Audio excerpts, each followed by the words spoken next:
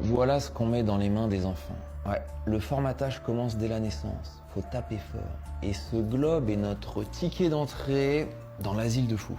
Comme starter pack, on a aussi des fusées pour que vous rêviez de devenir astronaute. Un métier qui existe seulement au cinéma. C'est d'ailleurs pour ça que les acteurs d'Apollo 11 ont leur nom gravé sur la Walk of Fame à Hollywood. Et oui, comme le dit la chanson des Red Hot. Space may be the final frontier, but it's made in a Hollywood basement.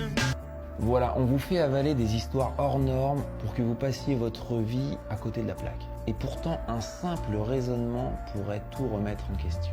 Parce qu'on ne peut pas se prétendre spirituel et en même temps croire à la théorie de l'évolution et du Big Bang.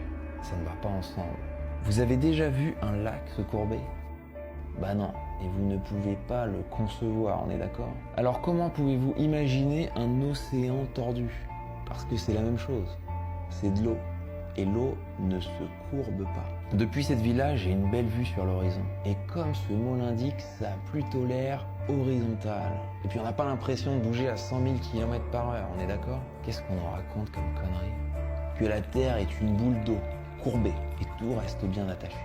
On trace, on tourne, comme une toupie. Mais on ne sent rien, on ne voit rien. Personne d'ailleurs n'a jamais vu la planète bouger, même pas les fameux astronautes. Donc à part des images générées par ordinateur, on n'a d'ailleurs jamais rien vu. La NASA au final n'est rien de plus qu'un groupe de graphic designers qui nous fait des blagues. Non mais sérieusement, on dirait des jeux vidéo des années 80.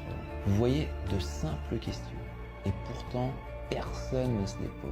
Il vous suffirait même de lire la première page de la Bible. C'est marqué noir sur blanc que la Terre est plate et au centre de l'univers.